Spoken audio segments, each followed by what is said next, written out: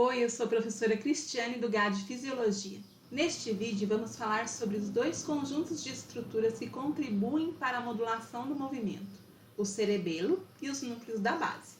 Vamos iniciar pelo cerebelo. O cerebelo apresenta capacidade plástica, participando do aprendizado motor. Basicamente, ele é responsável pela automatização dos comportamentos, ou seja, tudo aquilo que fica mais fácil de fazer com treino e repetição. Isso inclui movimento, mas também raciocínio e socialização, por exemplo. O cerebelo é um comparador de intencionalidade e execução. Então, o córtex informa o que foi planejado e o que está comandando as estruturas responsáveis pelo comportamento, e essas estruturas também informam ao cerebelo o que está acontecendo conforme executam a tarefa. O cerebelo vai dando retorno para ajustar os comandos e corrigir os erros de previsão, de forma cada vez mais eficiente, reduzindo a necessidade de controle consciente da execução comportamental. Então, trajetória, estratégia, coordenação e suavidade motoras dependem do funcionamento adequado do cerebelo. A circuitaria cerebelar é repetitiva em todas as suas subdivisões. Enquanto anatomicamente os lobos cerebelares se distribuem antero-posteriormente, a funcionalidade da organização é médio-lateral. O lobo flóculo-nodular está envolvido no controle postural, no equilíbrio e no movimento dos olhos associados aos núcleos vestibulares. O verme cerebelar e a região paramediana estão associados ao controle do movimento corporal e dos olhos. E os hemisférios cerebelares cuidam de planejamento motor e funções cognitivas. O cerebelo, assim como o encéfalo, tem um córtex e núcleos profundos. Nessa imagem, nós vemos um corte histológico pelo cerebelo de um roedor, mostrando o córtex formado por 3 camadas, aqui uma superior, uma média e uma inferior, e um núcleo profundo. Dependendo da região do córtex cerebelar, nós temos ele associado funcionalmente a um núcleo cerebelar profundo diferente. No caso do lobo flóculo-nodular, os núcleos profundos associados são os núcleos vestibulares, que anatomicamente não se localizam na estrutura do cerebelo, mas funcionalmente se conectam com o córtex cerebelar exatamente como os demais núcleos. O espino cerebelo, que corresponde ao verme, e a região paramediana, tem conexões com os núcleos fastígio e interpósitos. E o cérebro cerebelo, que corresponde aos hemisférios cerebelares, comunica-se com o núcleo denteado. Estruturas sensitivas enviam informações proprioceptivas e esteroceptivas ao cerebelo. E estruturas de comando motor também informam sobre o planejamento motor e os comandos enviados aos neurônios motores inferiores.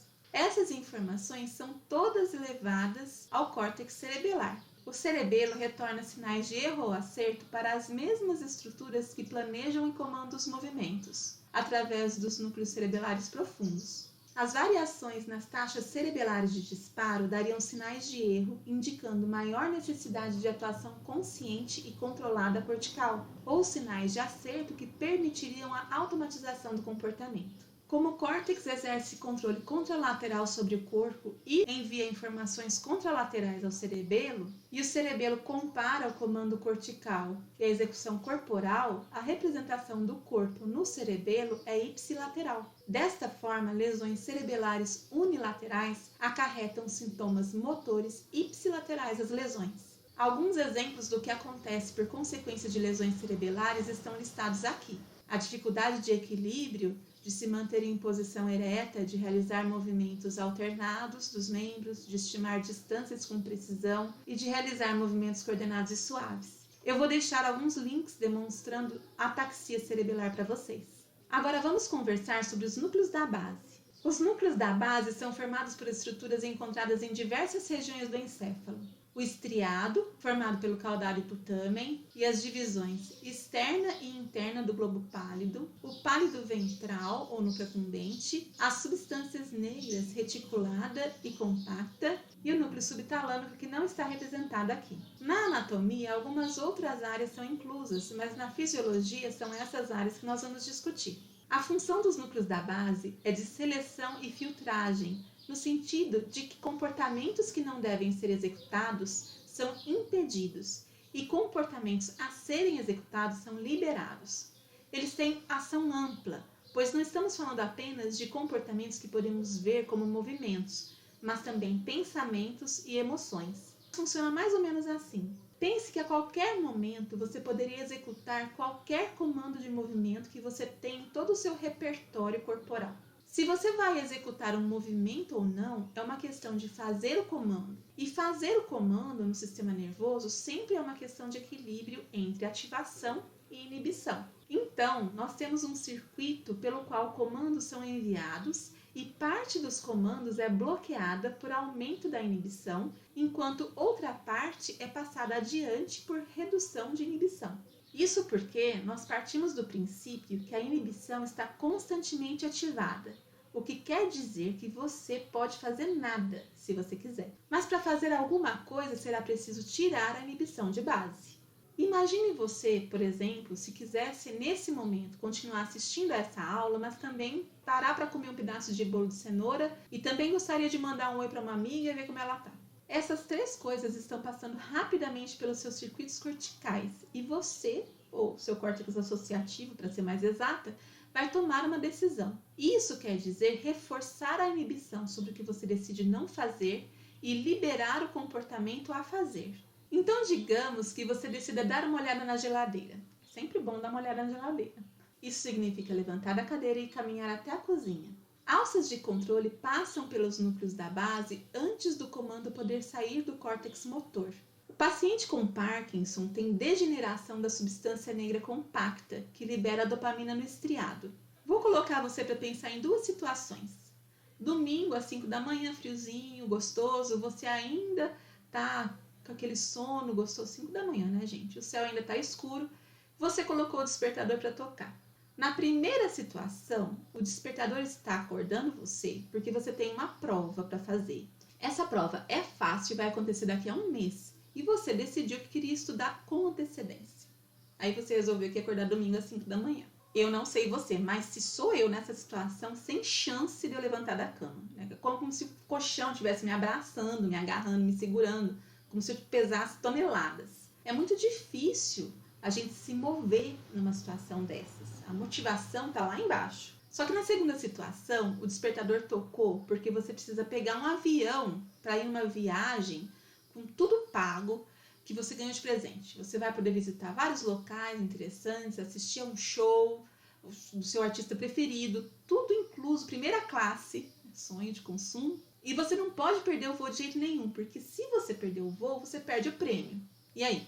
Eu pulava da cama imediatamente. Aliás, talvez eu já tivesse acordada, porque você se sente motivado, você tem uma expectativa de recompensa muito importante da execução desse comportamento. Então, na verdade, a diferença entre essas duas situações tem um nome, chama dopamina. A dopamina te move à ação, com base na previsão de recompensa dos comportamentos, de forma bem subconsciente. Então, se você tem uma boa expectativa em relação a um comportamento, os níveis de dopamina aumentam e fica muito fácil realizar os comportamentos que você planejou. Agora, se a expectativa de ganho com o comportamento for baixa, os níveis de dopamina caem e a motivação para se mover também cai.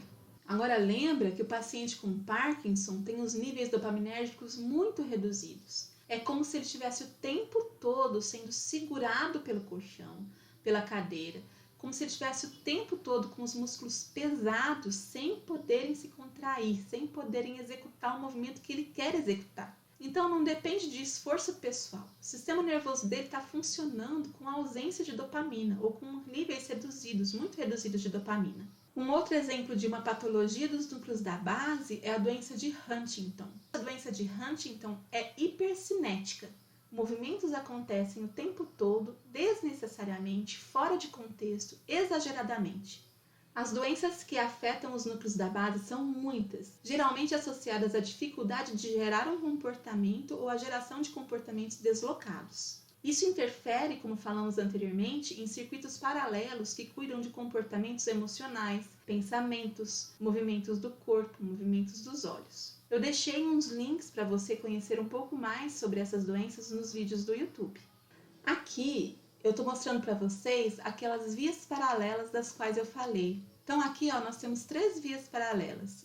Uma via de controle motor e aqui inclui controle do corpo e do movimento dos olhos e da cabeça. Aqui um circuito associativo, tá? Onde a gente está falando de pensamentos, planejamento de comportamento. E aqui há um circuito límbico, onde a gente fala de emoções e motivação. Então, todos esses diferentes tipos de processamento passam por filtragens e liberações através dos núcleos da base.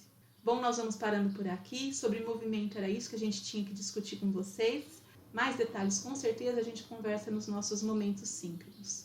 Esse é o GAD Fisiologia. Nos vemos no próximo vídeo.